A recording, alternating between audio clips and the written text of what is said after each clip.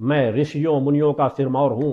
इस धरती पर जितने ऋषि हुए हैं, जितने ऋषि भविष्य में होंगे, वो सभी मेरे चरणों की रज पाने के लिए लालायित रहते हैं। इस सत्य को समझ जाओ तो तुम्हारा कल्याण होगा। पुत्र जी महाराज जी का कहना है कि मैं सभी जितने ऋषि मुनि तपस्वी हूं उनका सभी का सिरमौर हूं।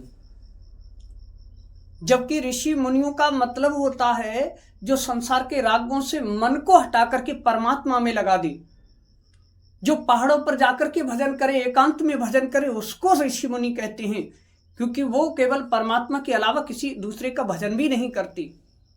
और ये महाराज जी तो संसार में अपना नाम रोशन, अपने को स्वयं भगवान बता करके, सच्चिदानंद का अवतार बता करके स्वयं की ही पूजा कराना चाहते हैं।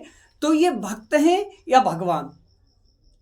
भक्त बनो तो अच्छी बात है, लेकिन यदि भगवान बनोगे तो इस संसार में तुम्हारे जैसे जिन कितने हैं जो तुम्हें जवाब देने को तैयार बैठे हैं। तुम्हारी आज भी पुनः इस मंच से कहता हूं एक बात पुनः, अगर विश्व अध्यात्म जगत में किसी के पास आत्मज्ञान की क्षमता हो, तत्बल की क्षमता हो, तो सम्मान उसे चुनौती देता हूं कि आए और मेरा सामना करे। और यदि किसी संगठन में इतनी क्षमता हो जिसने कोई ऐसा कार्य किया हो जो पिछले 25 वर्षों में मेरे भक्ति मानव कल्याण संगठन के सदस्यों शिष्यों ने किया, वो शिष्यों से आकर के आंकलन कर ले, संगठन का आंकलन करके देख ले कि इतने कम समय में, कम संसाधनों में वह लोग जिनको मुनि कभी किसी को चुनौती नहीं देते।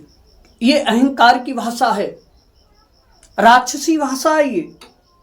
यह चुनौती आप दे ही रहे हो तो आपकी चुनौती को हम स्वीकार करेंगे, लेकिन इसके लिए आपको हमारे आश्रम आना पड़ेगा। हम हर तरह से आपकी चुनौती को स्वीकार करेंगे, चाहे आप शास्त्रार्थ कर लो, चाहे अपनी शक्तियों से हमको जो चाहो करके देख लो। यदि आप में शक्ति है, आप कहते हैं कि भस्म कर देंगे, तो भस्म करके भी देख लो।